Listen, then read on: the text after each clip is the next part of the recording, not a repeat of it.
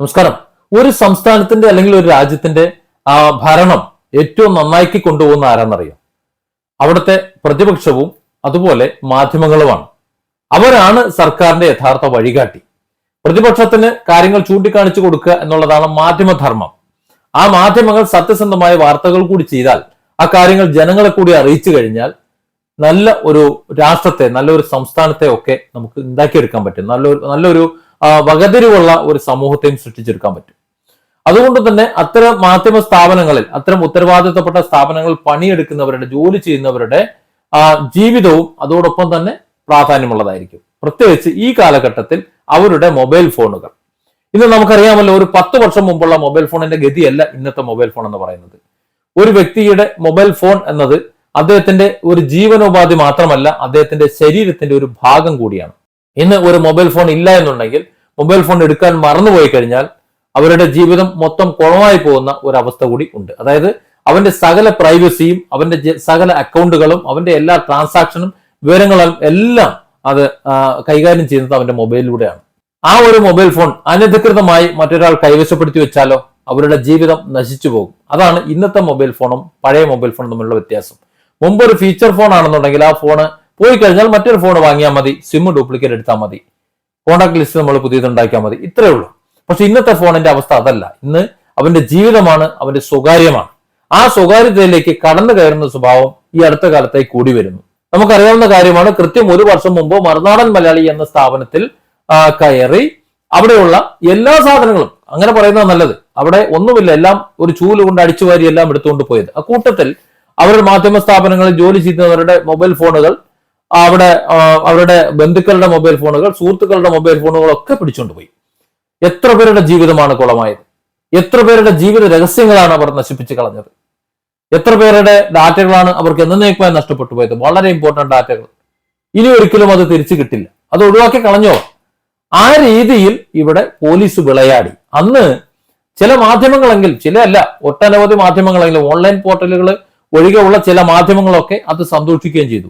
ഇപ്പൊ കഴിഞ്ഞ ദിവസം, ഏതാണ്ട് കുറച്ച് ആഴ്ചകൾക്ക് മുമ്പ് DNA ന്യൂസിൽ കയറിയപ്പോഴും ഇത് തന്നെയാണ് അവസ്ഥ. DNA ന്യൂസിലെ മാർക്കോ പോളോയുടെ കമ്പ്യൂട്ടറും അദ്ദേഹത്തിന്റെ ഭാര്യയുടെ പണ്ടം പോലും എല്ലാം അവസാനത്തെ പവനും പണയം വെച്ച് ബാക്കിയുള്ളത് കടം വാങ്ങിയിട്ടുള്ള കമ്പ്യൂട്ടറും എല്ലാം എടുത്തോണ്ട് പോയി.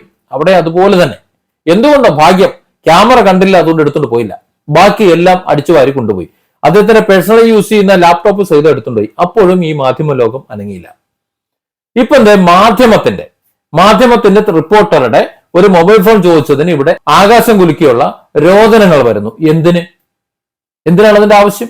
പൗരബോധവും രാഷ്ട്രബോധവുമുള്ള ഒരു പൗരനെ വാർത്തെടുക്കുന്നതിൽ പ്രധാന ഒരു കാര്യമാണ്, കണ്ണിയാണ് വിദ്യാഭ്യാസം എന്ന് പറയുന്നത്. ആ വിദ്യാഭ്യാസം അത്യന്തം സുരക്ഷിതമായി നടക്കണം. അതിന്റെ എക്സാമും അതിന്റെ റിസൾട്ടും എല്ലാ മൂല്യനിർണയ പ്രവർത്തനങ്ങളെല്ലാം അതീവ രഹസ്യമായി തന്നെ അതിന്റെ ആ ഒരു കെട്ടുറപ്പോടെ തന്നെ നടക്കണം. അതിന് ചോർച്ച ഉണ്ടായതായി മീഡിയ റിപ്പോർട്ട് ചെയ്തു, മാധ്യമ റിപ്പോർട്ട് ചെയ്തു. അത് ഹാക്ക് ചെയ്തെന്നും അവരുടെ ഡാറ്റകൾ പുറത്തെടുത്തെന്നും അതുപോലെ ചോദ്യചോർച്ച ഇത്യാദി കാര്യങ്ങൾ അത് റിപ്പോർട്ട് ചെയ്തു. അത് അന്വേഷിക്കേണ്ട വിഭാഗം, പോലീസ് ആയാലും ആരായാലും, അവർ കൃത്യമായി അത് അന്വേഷിച്ച് അത് കണ്ടെത്തി അതിനൊരു പരിഹാരം ഉണ്ടാക്കി ആരാണോ ചെയ്തത് അതിന് നടപടി എടുക്കുന്നതിന് പകരം അത് പുറത്തു കൊണ്ടുവന്ന ആ റിപ്പോർട്ടറുടെ മൊബൈൽ ഫോൺ ചോദിച്ചിരിക്കുന്നു എന്നാണ് പറയുന്നത്. അദ്ദേഹത്തിന് ആ മൊബൈൽ ഫോൺ കൊടുത്തു കഴിഞ്ഞാൽ അദ്ദേഹത്തിന്റെ ജീവിതം കഴിഞ്ഞില്ലേ? സോഴ്സ് ചോദിക്കാൻ പാടില്ലല്ലോ. ഒരു ഡോക്ടറോട് ഇത്തരത്തിലൊരു ചോദ്യം ചോദിക്കും ആരെങ്കിലും? ഒരു ജീവൻ അപകടത്തിലാണെന്നുണ്ടെങ്കിൽ, അല്ലെങ്കിൽ അത്രയധികം വിഷയമുള്ള ഒരു കാര്യത്തിലാണെങ്കിൽ നിയമപരമായി തന്നെ അവരുടെ അനുമതിയോടുകൂടി അവരുടെ സാന്നിധ്യത്തിലും അല്ലാതെയും ഒക്കെ പരിശോധിക്കാം. എന്നാൽ അല്ലാതെ അത്തരത്തിലുള്ള ഒരു മൊബൈൽ ഫോൺ പിടിച്ചെടുക്കരുതെന്നും അങ്ങനെ യാതൊരു നടപടികളും ചെയ്യരുതെന്നും ഇവിടെ ഉത്തരവുണ്ട്. ഭരണഘടനാ വിരുദ്ധമാണ്, നിയമവിരുദ്ധമാണ്. അത്തരത്തിൽ നിയമവിരുദ്ധമായ ഒരു കാര്യത്തിന് പോലീസ് ഒരു മൊബൈൽ ഫോണിന്റെ കാര്യം ചോദിച്ചപ്പോൾ എങ്ങനെയാണ് മാധ്യമ ലോകത്തിന് ഞെട്ടലുണ്ടാകുന്നത്? അപ്പൊ എന്തിനാണ് അവർ ഞെട്ടുന്നത്? നേരത്തെ ഇത് തന്നെയല്ലേ മറുനാടൻ മലയാളിയിലും അതുപോലെ DNA ന്യൂസിലും ഒക്കെ സംഭവിച്ചത്? അപ്പൊ 2 കാര്യങ്ങളാണ് നമുക്കിവിടെ മനസ്സിലാവുക. ഒന്ന്, ഇന്ന് ഞാൻ നാളെ നീ. ഇവിടുത്തെ ഭരണകൂടം ഇവിടെ സാധാരണക്കാരെ അല്ലെങ്കിൽ ഇവിടുത്തെ മാധ്യമ പ്രവർത്തകരെ ഒക്കെ തല്ലാനും കൊല്ലാനും അവരെ ഒതുക്കാനും ഒക്കെ ശ്രമിക്കുമ്പോൾ അത് ഇന്ന് അവനല്ലേ എന്ന് കരുതി ഇരിക്കുന്നത് മണ്ടത്തരമാണ്. നാളെ അത് നമുക്ക് കിട്ടും. അതാണ് ഇപ്പോൾ മീഡിയ വണ്ണിന് കിട്ടിക്കൊണ്ടിരിക്കുന്നത്. അന്ന് ഷാജൻസ്കറിയുടെയും DNA ന്യൂസിന്റെയും ഒക്കെ വിഷയങ്ങൾ വന്നപ്പോൾ മറുനാടൻ മലയാളി എന്നൊരു യൂട്യൂബ് ചാനലുണ്ട് എന്നൊക്കെയാണ് പറഞ്ഞത്. അത് രജിസ്റ്റർ ചെയ്ത് പ്രവർത്തിക്കുന്ന ഒരു കമ്പനിയാണ്. ഇന്ന് മറ്റു മാധ്യമ സ്ഥാപനങ്ങളെക്കാൾ കൂടുതൽ റീച്ചുള്ള ഒരു സ്ഥാപനമാണ്. നിങ്ങളൊരു വാർത്ത പ്രക്ഷേപണം ചെയ്ത് നോക്കൂ, ഷാജൻ സ്കറിയുടെ ഒരു വാർത്തന്റെ താഴെയുള്ള റീച്ച് നോക്കൂ, അപ്പൊ മനസ്സിലാവും ജനങ്ങൾ കാണുന്നുണ്ടോ, അത് തന്നെയാണ് റീച്ച്. അങ്ങനെയാണല്ലോ റവന്യൂ ഉണ്ടാകുന്നത്. ഞാനിത് പറയുന്നതിന് കാരണം നാളെ ഈ അവസ്ഥ എനിക്ക് വന്നുകൂടായികൊന്നുമില്ല. ഒരു മൊബൈൽ ഫോൺ ആണെന്നുണ്ടെങ്കിൽ നമ്മുടെ ഒരു മൊബൈൽ ഫോൺ കൊണ്ടുപോയി കഴിഞ്ഞാൽ ഒരു മൊബൈൽ ഫോൺ വാങ്ങുന്നതല്ല, അതിന്റെ ഉള്ളിലുള്ള ഡാറ്റകൾ, മറ്റ് കണക്ഷനുകൾ അതൊക്കെ നഷ്ടപ്പെടും. മാത്രമല്ല ഇപ്പോഴത്തെ ആധുനിക കാലത്ത് ഒരു കുഴപ്പമുണ്ട്. ഒരു പുതിയ ഒരു ഡിവൈസ് ഓപ്പൺ ആകണമെന്നുണ്ടെങ്കിൽ പഴയ ഡിവൈസിൽ ഒരു വെരിഫിക്കേഷൻ കൂടെ ഒക്കെ ചെയ്യേണ്ട സാഹചര്യങ്ങളുണ്ട്. അപ്പോൾ ഇവർ ഈ ഡിവൈസ് എടുത്തുകൊണ്ട് പോയി കഴിഞ്ഞാൽ അവന്റെ ജീവിതം തന്നെ നശിച്ചില്ലേ? അത് ഇമെയിലിൽ ഒന്ന് സൈൻ ഇൻ ചെയ്യാൻ പറ്റുമോ? പറ്റില്ല. അത് ഒരുപാട് പ്രയാസമാണ്, ഒരുപാട് വലിയ കടമ്പകളിലൂടെ കടന്നു പോകേണ്ടി വരും. പിന്നെ അതുവരെ എന്ത് ചെയ്യും? അതിനുള്ള സാങ്കേതിക പരിജ്ഞാനം ഇല്ലാത്ത ആൾക്കാരാണെന്നുണ്ടെങ്കിൽ അവരെന്ത് ചെയ്യണം? ഇതാണ് നിലവിലുള്ള അവസ്ഥ. അത് പിണറായി അല്ല, ആര് ചെയ്താലും അത് ചെറ്റത്തരമാണ്. നിങ്ങൾക്ക് അന്വേഷിച്ചുകൊണ്ട് അതിന്റെ വസ്തുത കണ്ടെത്തി എവിടെയാണ് ഫാൾട്ട് പറ്റിയത് അതിനെ ദൂരീകരിച്ചുകൊണ്ട് പോകേണ്ടതിന് പകരം എന്തിനാണ് ബാക്കിയുള്ളവരുടെ ജീവിതം കുളമാക്കാൻ നിൽക്കുന്നത്? അതുകൊണ്ട് നിങ്ങൾക്ക് എന്താണ് ലാഭമുള്ളത്?